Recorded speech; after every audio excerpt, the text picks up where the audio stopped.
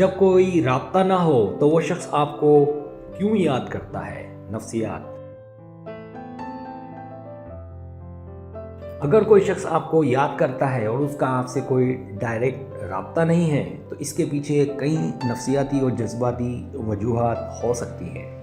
یہ وجوہات الگ الگ ہو سکتی ہیں اور یہ شخص کے اپنے جذبات، سوچ اور حالات پر منحصر ہوتی ہے۔ یہاں کچھ ممکنہ وجوہات دی گئی ہیں۔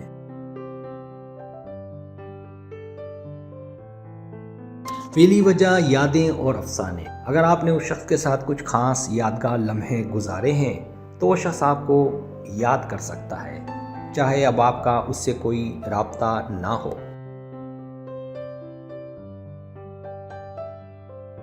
دوسری وجہ، جذباتی تعلق۔ اگر اس شخص نے آپ کے ساتھ کسی طرح کا جذباتی تعلق محسوس کیا ہو تو وہ آپ کو یاد کر سکتا ہے۔ تیسری وجہ، مس کرنا۔ لوگ پرانی یادوں کو یاد کرتے ہیں اور پرانی دوستی یا رشتے کو مس کرتے ہیں۔ یہ مس کرنے کا احساس انہیں آپ کی یاد دلاتا ہے۔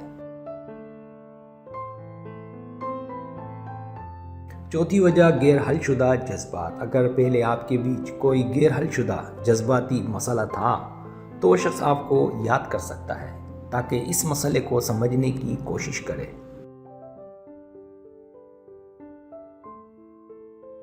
چھٹی وجہ، دلچسپی۔ کبھی کبھی لوگ اپنے آس پاس کے لوگوں کی زندگی میں دلچسپی رکھتے ہیں۔ اگر آپ نے ان کے لیے کوئی خاص چیز کی تھی تو وہ شخص آپ کو یاد کر سکتا ہے۔ چھٹی وجہ، ذہنی عکاسی۔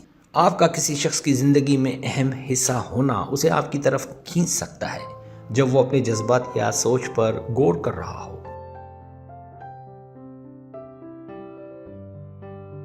ساتویں وجہ، روحانی تعلق یا رہنمائی۔ اگر پہلے آپ کا کسی شخص کے ساتھ کوئی روحانی یا ذہنی تعلق تھا تو وہ شخص آپ کو یاد کر سکتا ہے، چاہے اب آپ کا اس سے کوئی رابطہ نہ ہو۔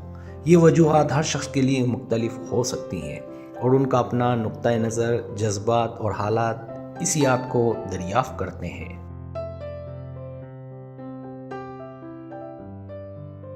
سبسکرائب۔ اگر آپ کو میری ویڈیو پسند آئے تو بڑا مہربانی سبسکرائب کریں، لائک کریں، شیئر کریں، اپنے دوستوں سے کہیں۔ سبسکرائب کرنے سے ہوتا ہے ہمارا جو چینل ہے وہ گرو کرتا ہے، آگے بڑھتا ہے۔ ویڈیو دیکھنے کا بہت شکریہ۔ اللہ حافظ۔